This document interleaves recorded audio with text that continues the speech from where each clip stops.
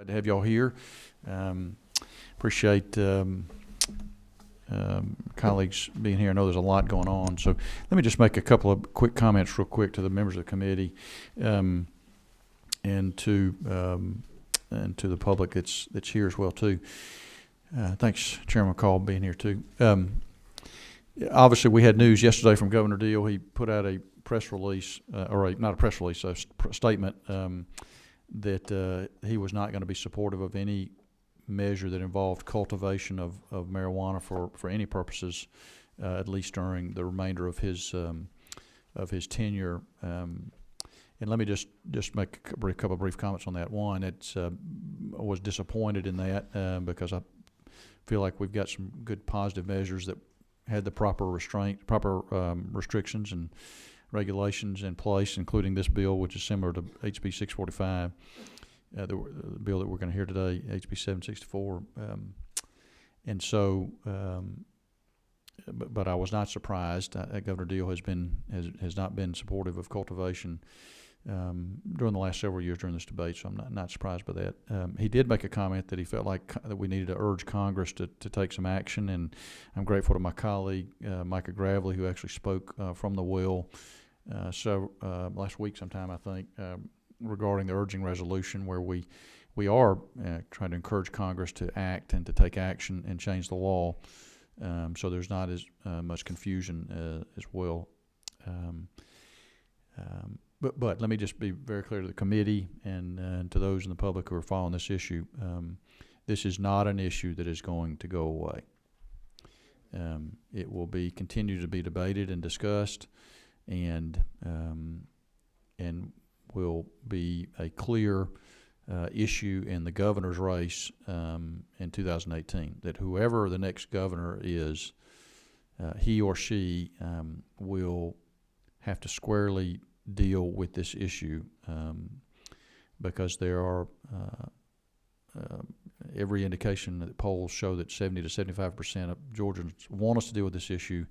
There are a significant amount of legislators that feel passionately about this issue, and so whether it's me, whether it's any of the members of this committee who feel passionately about it, it's not going to go away and will continue to be debated, and hopefully a solution will come up. So that's where we are.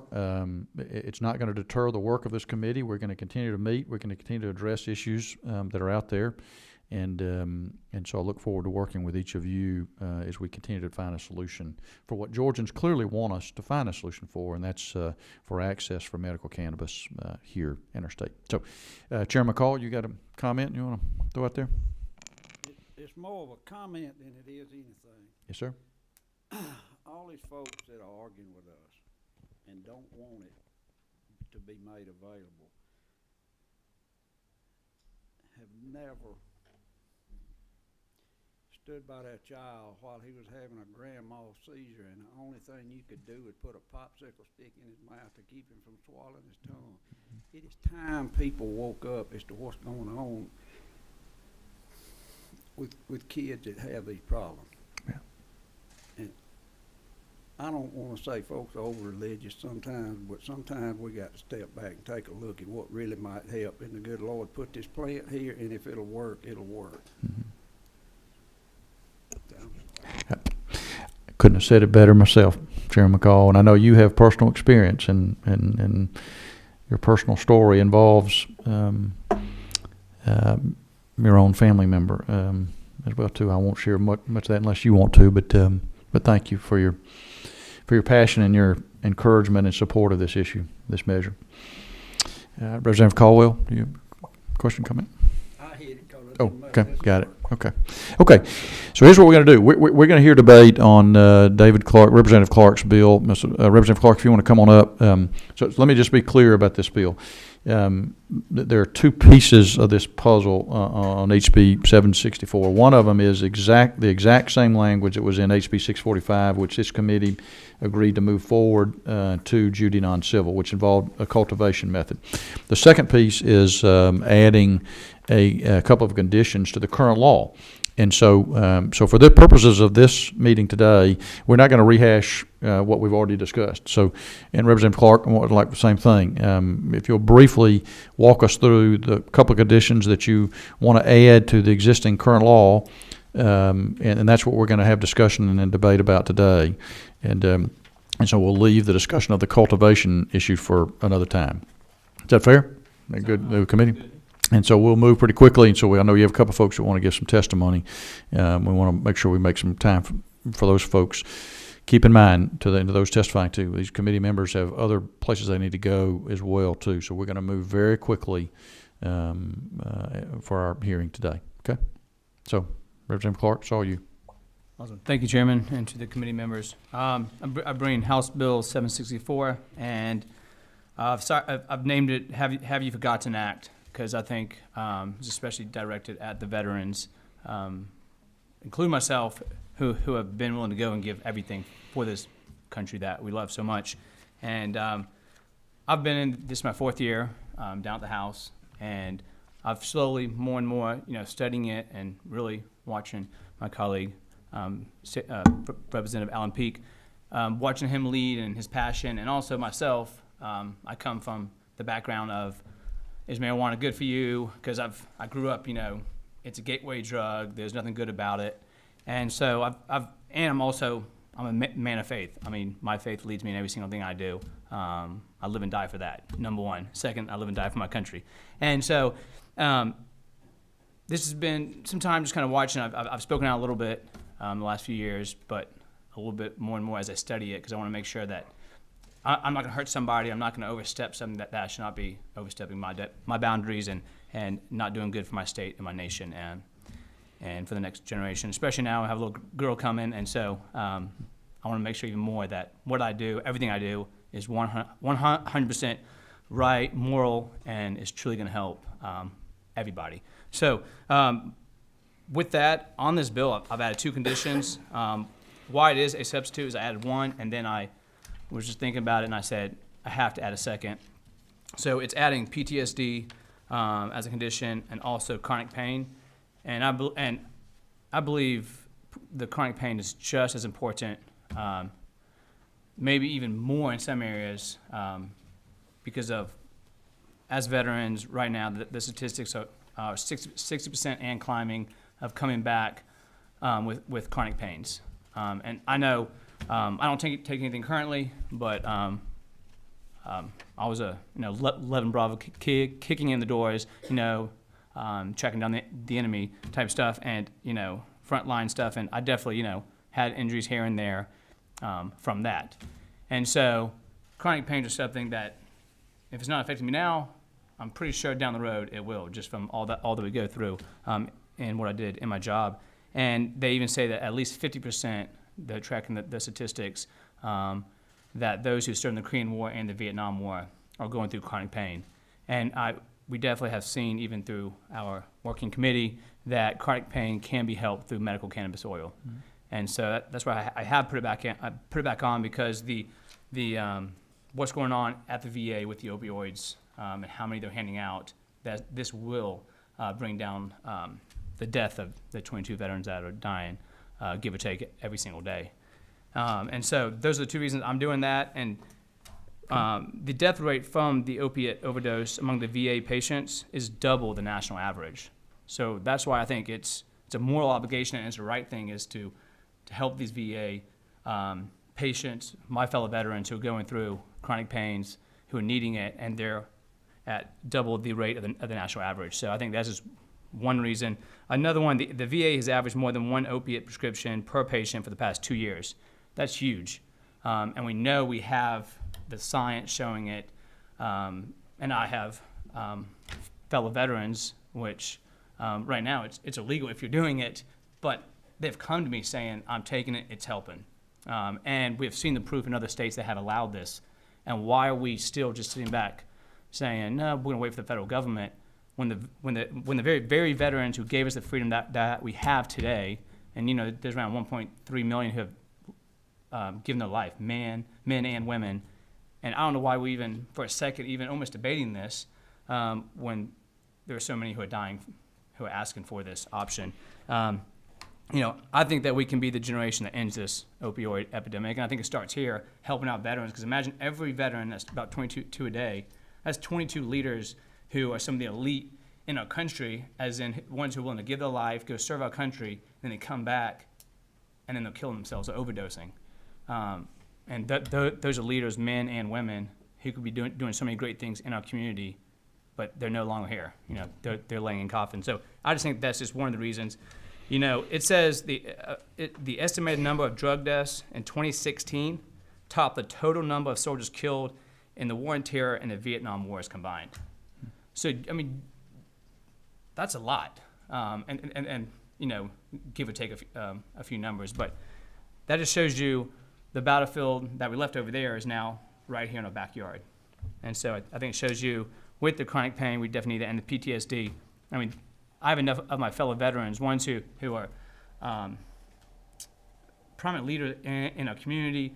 We're not talking about people who are doing nothing with their lives, ones who are fathers and family men and all that, and women who are saying, hey, I've tried this, I've done it, it's helping, but it's illegal. And we swore to uphold the Constitution, to uphold the laws, and we're semi having to break the laws. And that doesn't make us feel good, because we're the type who take it to even a whole new level of pride by following the laws and all that, but we're asking for this because it's killing us over here, going to the VA and having these opioids. And I know one of my good friends, he was telling me that we had come out together, saw the same things, fought right next to each other. He comes back, goes to the VA, they get him on a list of all these, drugs, saying, you need this and this and this for this. And before he knows it, he's divorced, loses his kids and all that. Awesome guy. He's a class act. And he wakes up one morning, was telling me, he goes, and I realized I lost my wife, I lost my kids, lost my job.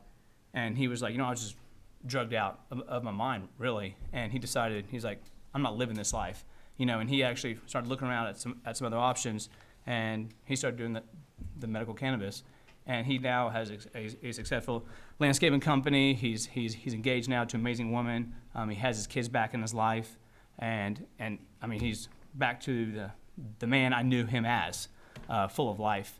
And so, but these are the stories that people who are having to break the law, and they can't come out, and it breaks me, because I'm sitting there going, man, what's his problem, And then he comes down and tells me how he changed his life. I'm like, that's amazing. And he's somebody who's went over there and was willing to give his life. Thank God he didn't have to, but then a lot who have been willing to came back and have lost their lives based on this. So I'm very passionate, and that's why I'm carrying it. And I think it's a very low risk, if any, because you can't overdose on the medical marijuana, the cannabis oil.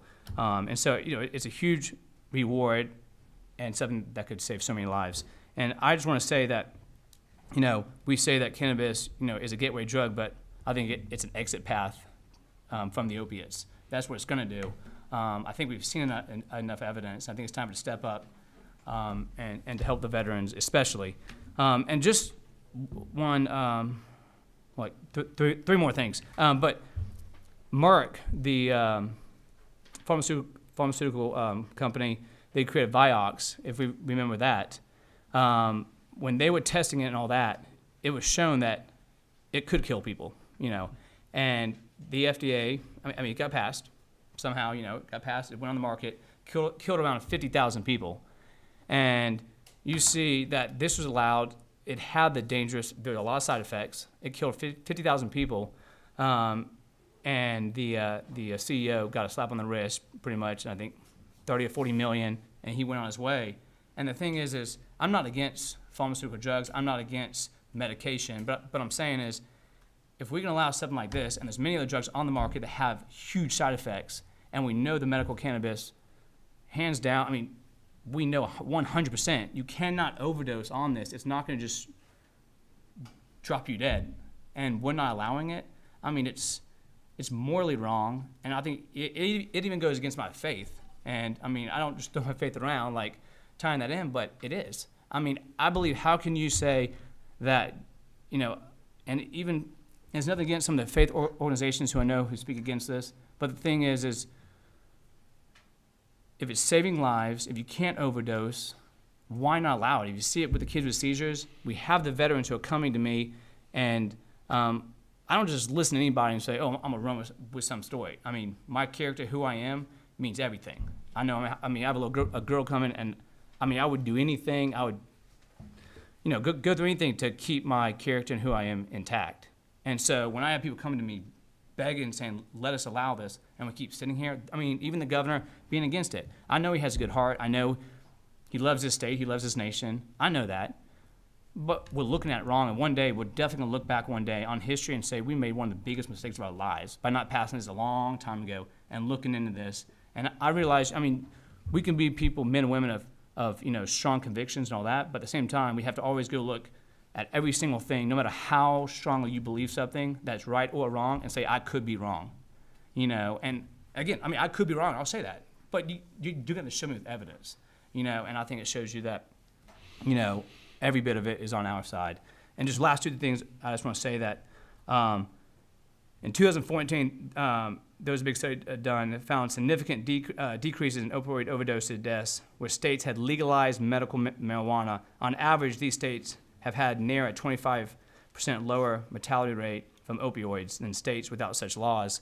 And it continues to climb those percentages from those states that are allowing it. Because some people are going to say, I'm going to stay on the opioids, not go try it. But the longer the states are there, it's showing you it's climbing, it's saving lives. So that's my reason. I'm passionate. I guess you can tell about that. But I know it will save lives. I don't think I have PTSD or any of that. I don't take anything. I'm good to go. I've come back and but we all handle it different from what we saw. And I've seen my buddies who handled it way different. And so I think this will give them a chance to truly live and reduce these 22 deaths a day.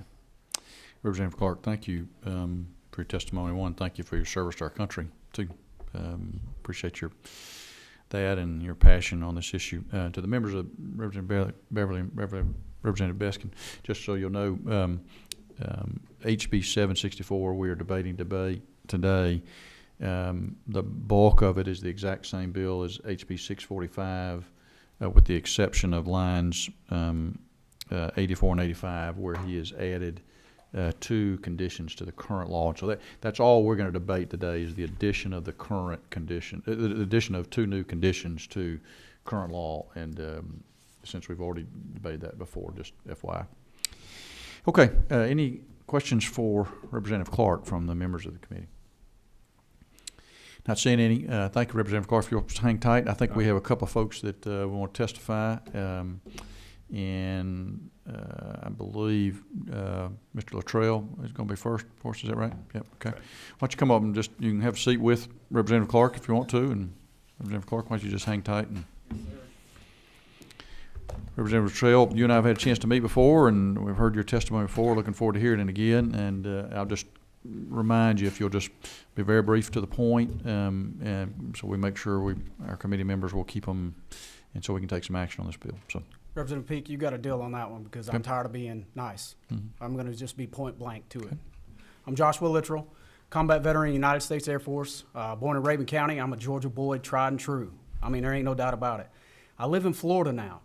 I am one of the lucky ones who is a medical refugee who went to another state because I was forced to because I can't get the medicine that I want and I need out of my state. And it's a travesty. It's an absolute travesty. I live in the state of Florida because my wife's still active duty. And guess what? Luckily, PTSD and chronic pain are covered on their medical cannabis registry. So me as a veteran can get medicine and it works, it helps, and it is literally saving my life. There are thousands, hundreds of thousands of us out there that are saving their lives. Chronic pain and PTSD. Is that your card from Florida? Yes, sir. Right? Yeah, okay. Chronic pain and PTSD are the two things that affect more veterans than anything else. You're looking at 60% of the population of veterans. My morning is tramadol, 4 of them. Naproxen, 500 milligram, 1 of those. Midday, I'm gonna take a hydrocodone. About a couple hours after that, 2 more. It's 4 to 6 hydrocodones a day. Trazodone to sleep at night.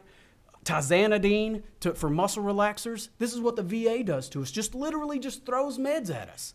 And we've been begging for a different option for decades. And now there are states that are finally showing the federal government that, hey, it's not you, it's the state that tells you what to do. It's the state who guides the federal government. So it's states' rights. That's all this comes down to. We can lead the dad blame South. Florida's already jumped in front of us now. They've got a great program. It's all extraction based. I am a business owner. We've actually got our own CBD line now that's legal in all 50 states, but it doesn't help for everything. It bridges a little bit of a gap, but it doesn't fix the majority of things that cannabis allows us to do because there's so many different strains, so many different benefits and effects with different elements that come to that cannabis plant. We can't do that and do it legally in all 50 states. The only thing we can do is industrial hemp right now. So in-state cultivation is really huge for us. I'm going to talk about that for a second. I know we're not debating that, sir, but it's huge for us because you've got business owners right here in this crowd that are veterans, that are literally have the land, the knowledge, the network, and know how to get this done. And above all, we've got integrity. That's why we can do this and will do this. With the federal law enforcement, scratch that, state law enforcement overlooking what we're doing, to look in there, we'll use RFID tags, we'll be completely open and let them come in. Governor Dill has no questions when he works with veterans because we're the ones who went to work and went to war to protect him and his family and everybody in this room's family, and that's something we're extremely passionate about. That's also why Representative Clark was saying that they don't come out from behind that curtain like the great big Oz. They don't want people to know that they're using cannabis because it's illegal. They've got nowhere to get it to. And even if we get this on this registry now, and Georgia can, we can use PTSD and chronic pain in here, how the heck are we supposed to get it here without breaking the federal law? We've got to have an option for in-state access to medicine. That's what it's about. The 50% greater rate from accidental overdose is absolutely sickening to me. And that happens because a veteran does the exact same thing that the pill bottle says that the doctor told him to do. Take it as directed. Okay, I did that. Forgot to have dinner tonight. Had a beer. Guess what? You don't wake up. You're not a mom anymore. You're not a sister. You're not a brother. You're not a husband. You're a corpse in the ground because you took your medicine as directed and maybe didn't have a meal and maybe mixed it with alcohol, which is exactly what every dad blame veteran is doing out there right now. I promise you. I am 4 years sober last weekend from alcohol. I found my PTSD treatment at the bottom of a vodka bottle. Since 2003, I've been searching for it and found it, and it worked until it didn't. And now I have been sober from alcohol for 4 years because of cannabis. It literally has saved my life. My liver enzymes are back in function. They're back in normal range. I'm not going to die really early, man, from liver toxicity. Now, maybe I will because of the medication I'm taking. But you know what? It's not going to be because of alcohol. I want access to medicine. We're begging for access here in this country, in this state. In this state alone, we can lead it and make it happen. We've got to have that chronic pain in there because it affects more veterans than anything else. There is nothing that gets a quicker response for PTSD than a vaporized cartridge of medicine. And I know one of the side effects is, short-term memory loss. What is the one thing you want when you can't get out of that damn desert in the middle of that war? You want to forget those memories. And that's exactly what it allows you to do. Forget those memories. Let's get this thing out of committee and get it to the floor. Let us come down and speak again. Because you know what? I want to make those lawmakers tell me right to my face, nope, not going to vote for this. We won't get up there and support you. Every single member of this House and Senate in the state of Georgia ran on a ticket of supporting veterans rights. We get behind you, we'll support you. Well, guess what? Now you got an opportunity to really step out and do that. And the thing about it is, when you talk about the opioids and the every single, what was that statistic when they're issuing, basically every patient has, every VA, one narcotic for every patient. All right, so get this. Now they're cracking down, right? So guess what that means? Me, 2003, 2004, the first time I took narcotics, and I've been on them since. And guess what? They are now telling me I got to come off of them. What does that do? Pushes me to the black market, pushes me to go get heroin or go get something else off the street that I can't trust and don't know what I'm getting. That's why we have these overdose deaths. The VA is literally stopping prescribing chronic pain medicine now. And yeah, it's one of those classic overreactions. Hey, few people died, thousands of people in fact, but now we're just going to cut it off for everybody. That's horrible, but that's what's happening. So now we're not going to have any answers anymore. And we are coming to you all to help your people, your citizens, your veterans who laid everything on the line in defense of this country, in defense of this Constitution, that are begging for access to medicine now, that are saying, please help us get better, because we know what works. This is no longer anecdotal. There are tons of studies out there. Israel leads the world in cannabis research, and there's a 30% reduction in TBIs with administration of CBD immediately after a TBI. What the hell are we waiting on? Why are we dragging our feet in this state when we got veterans dying, my brothers and sisters, his brothers and sisters that are dying every single day? And that has got to stop. We've got to make sure that we change that. We can do it right here. You know, and I've met some wonderful people. We've been doing this for 4 years, sir, that I met you. Amazing families in the background. You all were really happy and real quick to help the kids. What the hell are you waiting on to help the veterans out for? Why? Why? We have been viable members of society. We served our country. Now all we're trying to do is become more viable members of society. We're trying to be moms and dads and brothers and sisters and husbands and wives because cannabis allows us to do that. But the narcotics, the PTSD medicine, when you take those, people aren't killing themselves because of the perils of war. We're killing ourselves because the medicine makes us a damn zombie, and we don't care about life anymore, and we can't get back to who we were, and that's what the issue is.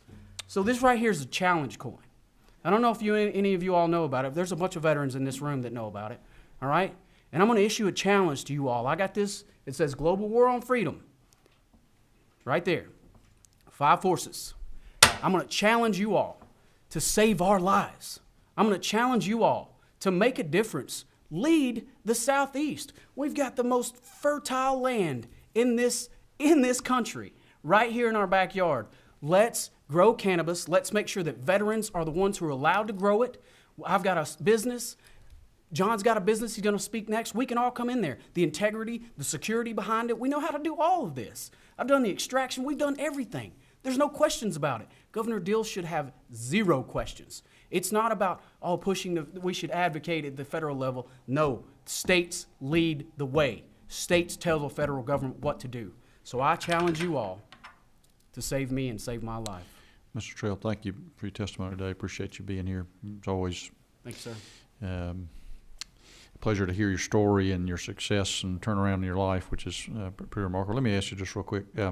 Have you been able to, since you've moved to Florida and been able to access a product there? I know theirs is just a low THC oil product, a low THC product at this point. It's actually not anymore, sir. Is that right? Okay. I know it's they're full THC. Have they got it implemented?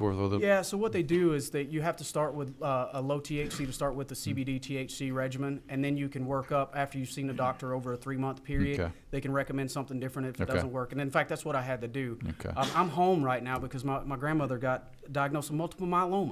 I've been here since December, back in my state, where I want to retire at, where my wife and I are going to retire. She's 18 years in the Air Force. We met in 1999 in tech school, and we're stationed at Eglin Air Force Base, and she's going to retire in a few years. And this is where we want to call home, and we want to be in the cannabis business. We want to be saving lives of our own brothers and sisters. Let us come home. That's why I'm home. I'm taking care of my grandmother who can benefit from this. Well, the question I had was, since you've been able to access an elevated level of THC product, have you been able to come off of the narcotics, some of the narcotics? I've been able to drugs reduce my consumption, sir, but I don't think I'll ever be able to come off completely. There's Okay. still days, even the cannabis doesn't touch it. Right. But pain meds work, Yeah. you know? Yeah. But the ability to reduce my opioid intake is tremendous, and that's huge because that's Yeah. quality of life we're talking about. Yeah. Yeah. That's the constipation that goes away. That's the erectile dysfunction that goes away. You know, all the issues that come up, those side effects from the narcotics that I don't have anymore, and that's great because the cannabis works. Right. Okay. Okay. You willing to stand for some questions? If there Yes, are sir. Please do. Any questions for Ms. Little?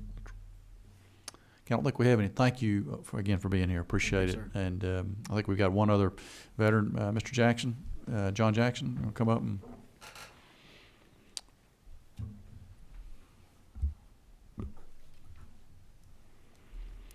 Welcome to our committee. We're glad to have you here, and why don't you tell us a little bit about your story? Thanks, guys. I appreciate it. My name is John Jackson. I'm a disabled veteran. Served 11 years with the 75th Ranger Regiment. I did 6 combat tours.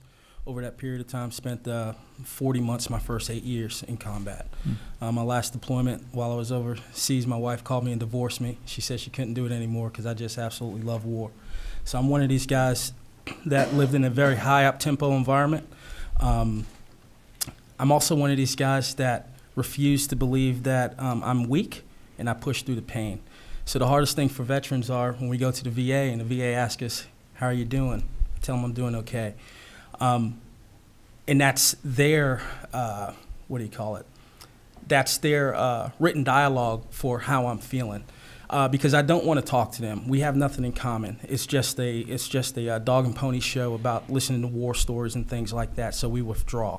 But who gets it? My wife. She understands and she sees the pain. My friends, they see that I'm not this jovial person that I used to be before I went to war.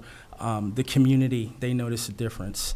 I've since then started a nonprofit organization to help veterans out. We run Stag Vets down in Milledgeville. We focus on agriculture as a way to help vets find their new normal. Marijuana is illegal in this state, so we do not push that. We do not advocate that. However, I travel all over the country. I speak. I've done TEDx Talks and things like that. And I will tell you, from the Vietnam War all the way down, there's an amazing coalition of folks who have went to marijuana for one thing, and that's to have a better quality of life.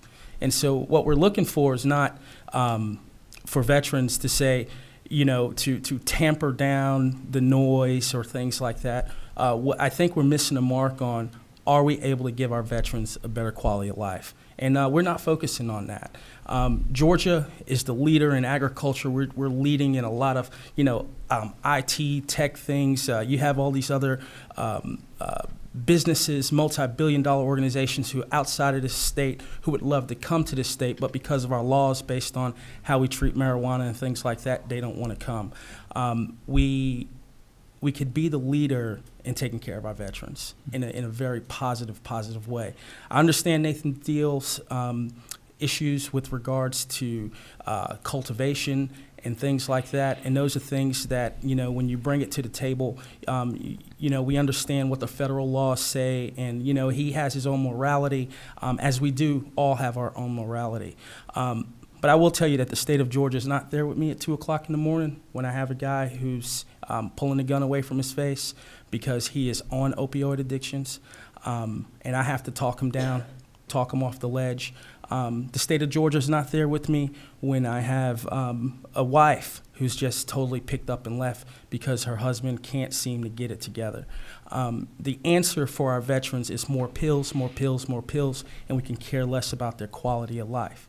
And so what I start to do, I start to dig back and to see all the prescriptions that the VA gave to me, and on every single bottle of all these prescriptions, there's one clause. And this is what I want to talk about. If I am taking something for PTSD, there's a risk there that says, warning that says, hey, this drug may cause suicidal ideation. Well, am I taking the drug so that way I don't commit suicide? What is the risk of me having suicide? Hey, it may cause you to have suicide ideation. But there's this one clause on every single bottle, and it says that the benefits outweigh the risk. That's what it says. The benefits outweigh the risk on every single pharmaceutical prescription med. So I ask, are opioids less dangerous or more dangerous than marijuana? We all know the truth to that. And so if the benefits outweigh the risk on such a small amount of THC that can help towards chronic pain or help get a veteran his life back or reduce the implications of taking alcohol, then we should take the steps to make sure that our veterans and the people of this state have those same benefits, because they do outweigh the risk. And that's all I have to say. Okay. Thank you so much for being here. But would you mind if there's some questions? Reverend Beskin? Mm-hmm. There you go. Try it now. Try it now. There you go. Yep. It's on, so why don't you speak into it, because maybe it'll kick in here. Thank you, Mr. Jackson. Did you say you live here in Georgia? Yes, I do, ma'am. Because the other, Mr. Trail, I believe now lives in Florida primarily, right? Yes, ma'am. And I'm sorry for asking personal questions, but do you have a diagnosis of post-traumatic stress disorder? Yeah, 100%, and traumatic brain injury amongst neural damage and amongst other things. I know all of our medical information is personal, so I don't. That's fine. Ask any more questions than that, but just because we're considering adding that condition here, is low HC oil effective to treat your post-traumatic stress disorder? So, I went to Nevada, right? I spent some time in Nevada. I was talking to Microsoft and things like that, and they had this dispensary. And I said, you know what? I can't get into my state of Georgia. Let me go here into this place. And it was kind of like Disney World. I'm like, what are these people doing? It's kind of weird, but it's pretty regulated. And I went there and I told the people, I said, hey, you know what? I have issues with sleeping. I have issues with chronic pain and things like that. I hardly ever get a good night's sleep because I have to take Ambien and all that kind of stuff. Well, they said, hey, you know what? This will work for you. So I went. I took that for the first night. I slept like a rock. Literally. And I woke up, no, whatever, because the cool thing about this whole thing is they're different. Yeah, there's treatment, there's different strains to affect certain things. You know, all I know is that I woke up the next morning refreshed, rejuvenated, wanting to work out, and I'm like, you know what, this is it, you know. And let's be honest, guys, I'm here, I have a lot of people that I represent, a lot of them in the Bible Belt and things like that too. I was really concerned about even speaking up about, you know, marijuana as being a positive thing in life. However, when I start speaking to a lot of people in the Bible Belt that says, you know what, we agree with you too, you know. I mean, there's a lot of people in this state, more than we are leading on to believe, that want medicinal marijuana in the state. Representative Beskins, are you kind of trying to get to if the low THC oil would be effective for PTSD? Is that kind of where you were going? It sounds like the full THC oil that you got in Nevada gave you more relief than the low THC oil, which is what we're talking about. Well, We're not talking about cultivating it Right. today. That's right. We're not talking about full THC today. We're talking about whether we should add post-traumatic stress disorder as a condition for low THC oil. It doesn't help. yeah, and you know what, ma'am? You've raised a great point, too, because you always want to start at the lowest dose on any medication, right? And so the lowest dose possible for any medication is where you want to start at. And then based on the doctor's, you know, how they move forward and how you are, then you prescribe up. And so I do agree with you. For some people, it may work. For others, they may need a little higher dose. I want to probe that a little bit. Yeah, I see where you're going, and I want to make sure we get a good answer to that. And I'll maybe a little Mr. Luttrell as well too.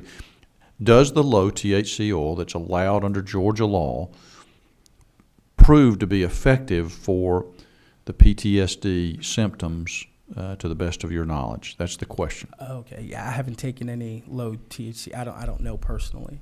You know. Ms. Luttrell, do you have? So I got two answers for you on that one. It helps depending on the situation. So if I wake up from a night terror where I'm shaking, I'm sweating, I can't get back to where I'm at, there is nothing other than the high THC that's going to give me that immediate benefit that I need.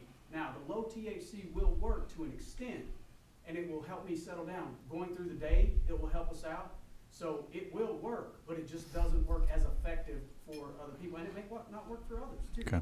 So there's Okay. two answers on that. Okay, Representative Biskin, I didn't mean to interrupt you. I will let you continue. And one more question, I'm not sure if there's anyone here who can speak to this question, but I'm very sensitive, and thank you all in this room for your service, your military service. I so greatly appreciate that.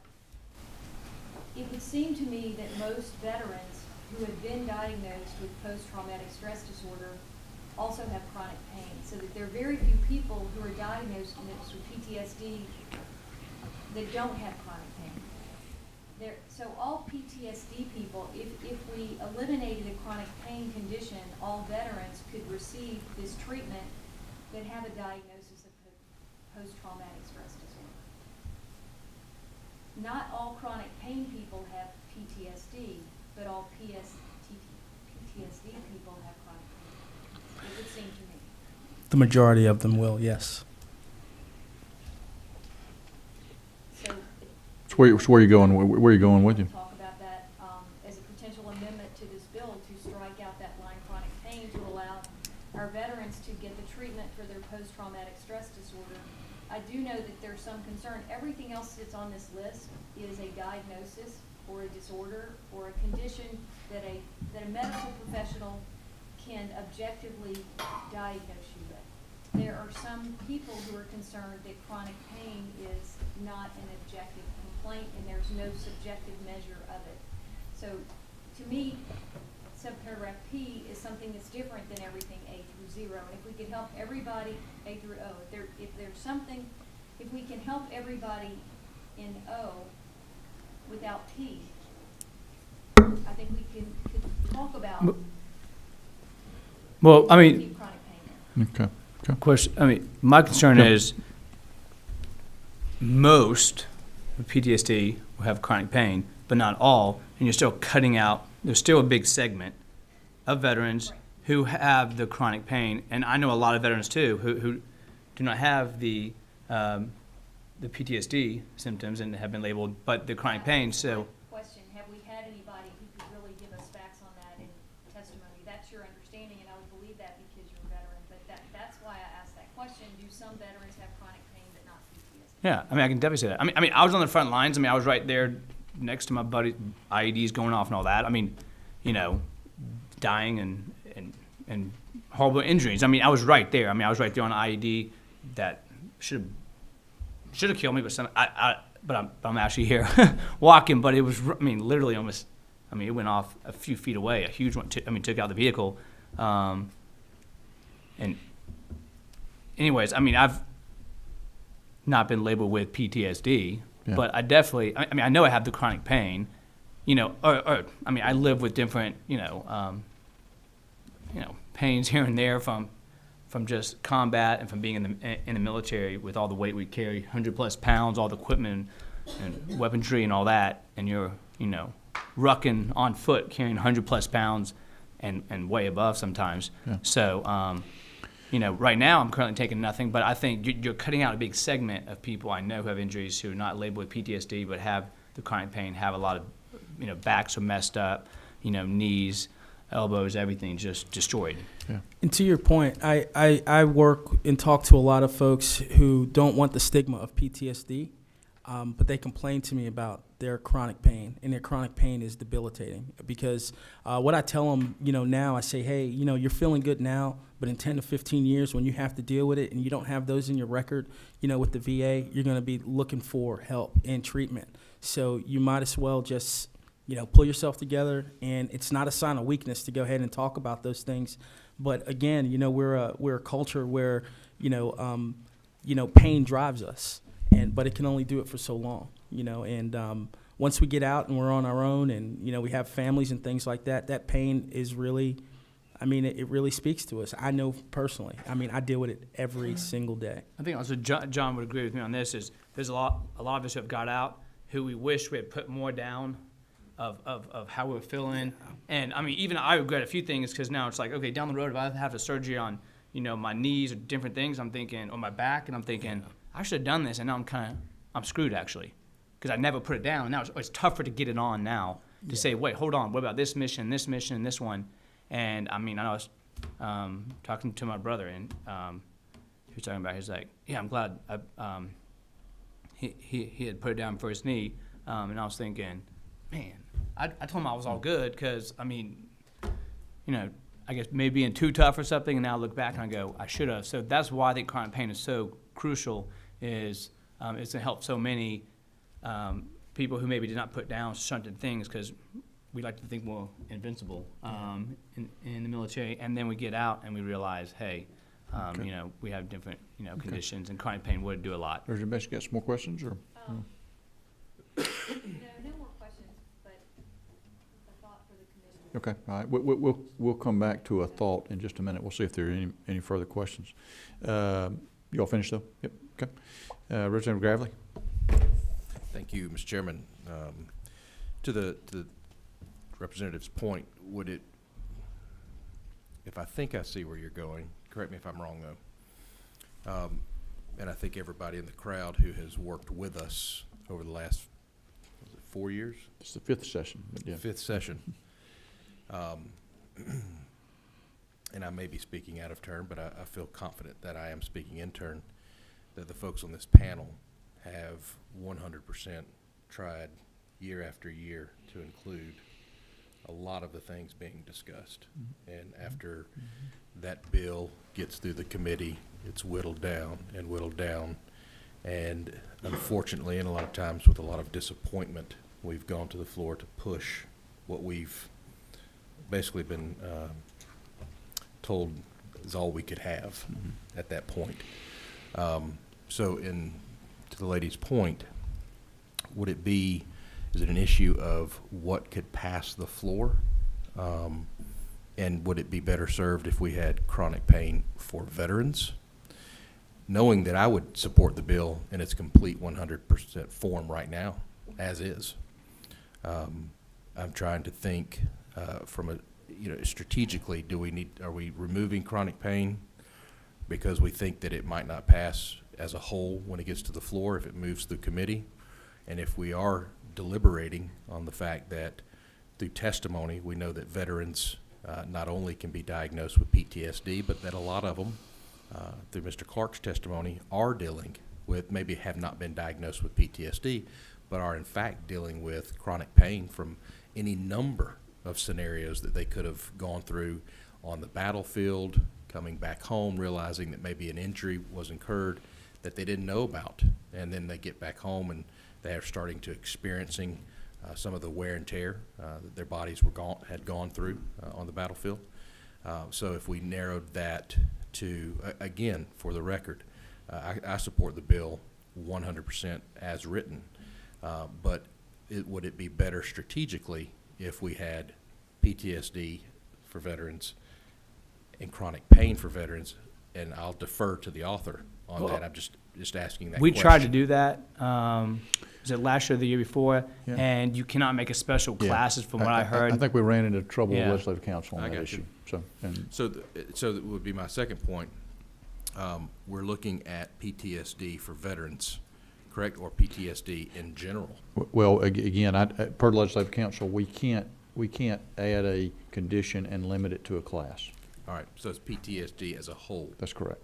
Okay. Yeah, I think the big question is, and I think even playing around going, okay, well, is it gonna pass or not? I think that would be for pass out of here and go to judiciary non-civil, right? That's correct. He's going there. Is they're giving opioids for chronic pain. They're giving opioids for PTSD. I mean, you go to the VA and say, hey, I need this. You can just get it handed to you like it's candy. So the point is, they're giving you the opioids to this day, right now. I can go down to the VA and say, hey, I have this and this. I'm gonna get some opioids. Chances are. So the point is, I think is the veterans. I mean, we're just a few of the many who are asking for it. The American Legion, the biggest voice for us, they have asked over and over. Congress is saying no. Georgia's saying no. Many other states are saying no. Thank God a few have said, you know what, the right thing, the moral obligations is to say yes. And so I say we send this forward. We don't change anything. If they say no, then it's a slap in our face, and we try again next year. I mean, sometimes that's just how it works. But hopefully, there's going to be an understanding of this is the right thing, and I think both go hand in hand. And I don't want to take one out. I know with my bill, I'm a hold to it because the chronic pain is just as important, if not even more important. But I'm not giving up either. I mean, because it's not me being stubborn, because I understand. I mean, Your preference is to keep both of them in there? keep both of them in there. Okay. Yeah. If I may, Mr. Chairman, one follow-up. Yep. And I can assure you, you'll have my support the whole way. I'll saddle up with you and ride this horse to the finish line, as is. I just wanted to make sure the author didn't have a possibility of saying, well, I could go this way or that way. I'm 100% with you. No, I'm awake because I think I'm always about change, as in I'm willing to if it's right. But there is no right from what this bill is saying. Absolutely. And I'm not saying because I put it in here. It's just because it's the right thing to do. It's been shown to help in other states, so Okay. I like to keep it as Representative Parker, is. we've got a couple more questions, so let's, Representative Caldwell? Okay. Representative Beskin, you got another comment or a question? Oh, Chairman Call, I'm sorry, my bad. Not understanding how medicine is prescribed. Do opioids have a list like we have in the make for cannabis? Or, they'll give you opioid from everything from a stumped toe to a broke leg. I think it's probably like most prescription drugs, Chairman Call, it's up to the discretion of the physician. Mhm. I believe that's So to I mean, answer your we question just is having no. to jump through hoops and hoops and hoops on top of hoops for something that actually works, and that's what I was asking. Yeah, yes, sir. Yes, sir. I'd be willing to make a motion whenever you want to take Okay. one. Let me go back to Representative Beskin. Let me make one final comment to the committee too. Just a reminder of the posture that we're in, that we technically cannot amend this bill. We can make recommendations as we move it to the next level, which is Judy non-civil. So if there are recommendations that we would like to make to this bill, we'll entertain those and we'll vote on those as a committee. And those recommendations will move forward in a written statement that Matt will help us draft for the committee. So that's the posture that we will be in. So, I have a question. yes, ma'am. Mm-hmm. If something on this bill we're looking at fails to be recommended by this committee, Mhm. could it be adopted or recommended and incorporated by the non-civil judiciary? Yes, it could. They'll have full discretion to be able to add or subtract or not take a recommendation as they would with any bill that would come before them. So, yes. I mean, if we send it to them without either or both O or P, could they vote to put O or P back in? They could, yes, that's correct. Or they could elect to add more conditions if they chose to do so. Can I? Yes, ma'am. Say something? Yes, ma'am. Mm-hmm. My concern about this is from the two veterans we've heard from here today is just a concern that here in Georgia, low THC oil is all that's legal. And it sounds like that is not really helping either of you truly with the post-traumatic stress disorder or the chronic pain. Mr. Luttrell unfortunately has to live in Florida to receive the full THC oil, which you say helps and helps immediately. No, I have to live in Florida to get a license. I can't get one here because PTSD and chronic pain are not included. But then, from hearing from both of you, the low THC oil is not as efficacious as full THC oil. It doesn't really ameliorate the chronic pain because both of you are still on, pain treatments of some sort, tramadol or opioids. We don't, this is anecdotal evidence from the two of these veterans here, but considering these two conditions of post-traumatic stress disorder or chronic pain, both of these individuals have both. So if we eliminated chronic pain, they both could get low THC oil here in Georgia to treat both of those conditions, post-traumatic stress disorder and chronic pain. My concern about chronic pain, again, is that it is not an objective condition or one that can be very well measured. And we haven't seen a lot of evidence that this low THC oil relieves the pain. We're not given that option, that's why. Yeah, I mean, yeah. you know, for chronic pain, you talk about it when, I mean, the VA, if I've been on pain meds for a year, what else do you need? I mean, our medical records say that. So if you've been on pain meds for a year, that's chronic pain, objective or not, doesn't matter. You're managing it.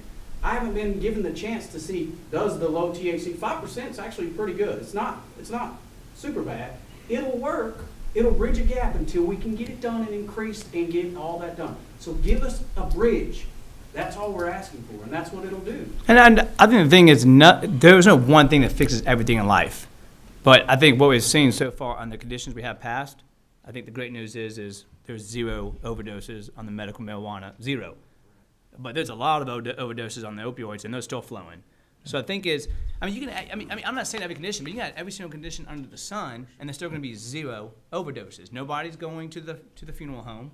Nobody's talking about what if, and I think it's an easy question. I think we're looking too much into this, and I know generally against helping veterans, but I think as a whole we got to realize we can't keep critiquing as in like, oh, well, what if it does this or that? It will not kill. It cannot overdose. All it can do is do good. Is it going to fix every single condition? No. Will it eliminate pain forever from one dose and boom, you live 1,000 years and you never die? No.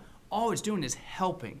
Of course, you're still going to have overdoses happening. You still have, 3 747s or something now in 2018 are going down every week or something with people in it. You fill every single seat. That's how many people are dying on opioids. So what it's doing is just bringing just one less person dying it's the world to somebody. You're never going to stop everything, So I think moving forward is we know that there is, the risk is so low. I think there's none, but I mean, if you want to go, I mean, find something there to say it's a negative, find something, but it's not going to be a death. It's not going to be an overdose. You walk into somebody's room and you find them dead. I know, I mean, a mom of one of the soldiers, who she walked over and he had an overdose, and she finds him in his bedroom, just laying there on his bed. He'd just taken it, and I think he'd had one beer, and it clashed. She had just seen him. I mean, he was just head off. Anyways, finds him laying there dead. So I don't think we need to play around with what if, because no one's dying. People are dying. Representative Clark, let me just hold the committee for just a minute. Mr. Messner, I know you've been wanting to say something. We're not taking any testimony from the public, but if you've got a very, very quick comment that you think can add some value, just identify yourself very quickly. And My name is Tom McCain. Tom McCain, I'm sorry, retired Mr. Air Mester. Force veteran. I'm also a retired Georgia peace officer, and I don't have PTSD. If I have any PTSD at all, it's related to law enforcement, not related to being a veteran, okay? Here in Georgia. I do have chronic pain. I've got 4 herniated discs. Now, how they occurred, I don't know, but I know they occurred, okay? Now, I'm a veteran, and I deserve relief for chronic pain. I use low THC. You know, it's not that hard to get, and it's a misdemeanor, and I just don't care whether I get arrested or not for it, okay?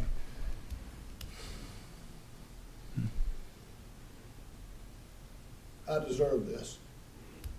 Okay, thanks, Mr. Follow-up question. Yep, sure can, sure can, Mr. I'm sorry, I called you Mr. Mester, Mr. McCain, I'm sorry, I know who you are, I just had a brain freeze. Anyway, thank you, yes, Representative Baskin, yep. Does this help your pain? You say you Yes, ma'am. take low THC oil Yes, and it helps your pain. It does. It helps me sleep at night. I was on about 8 different medications that the VA had now, including Oxycontin, hydrocodone, Keppra, Gabapentin, Tramadol, Trazodone, Ambien. Yeah, okay. I'll Thank, take Have any you, of it now. and you're not taking those No, substances? no. thank you, Mr. McCain. Let me just, Representative Baskin, just, and for the committee as well too, you know, I've been dealing with this issue for 5 years now and have been, I can tell you there are stories of individuals who may have had a condition that met the criteria, but and that's on our list, but for all practical purposes, it was chronic pain, and they have been seeing relief from the low THC oil at this point for what it's worth. And I didn't want to stop you, Representative Baskin. You still got some more questions, or you sure? Okay.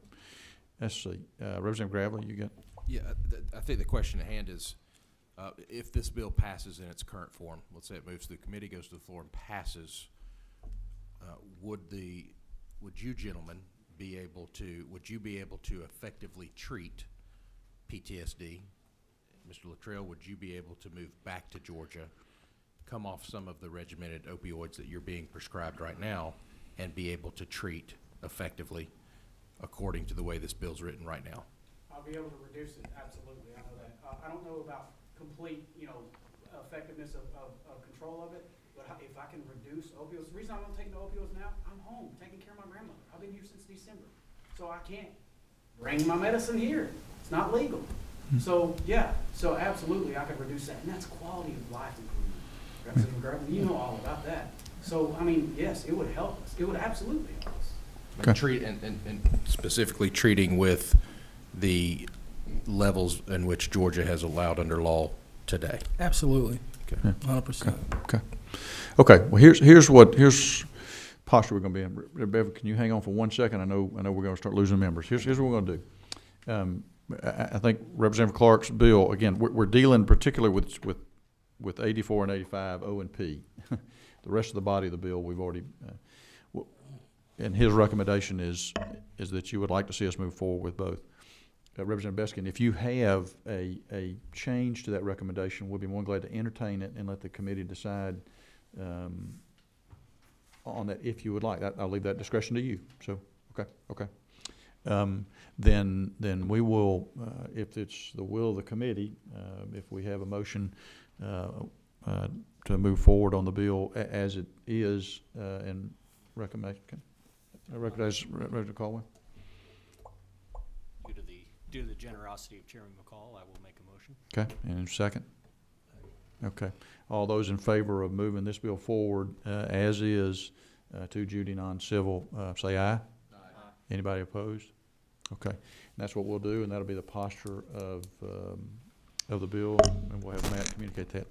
Thank you to the members of the committee and those who testified, to our veterans, including Representative Clark. Thank you for your service to our country. Appreciate your being here, and we'll look forward to continue to have discussions with you. Thank you. Thank you. This meeting is adjourned.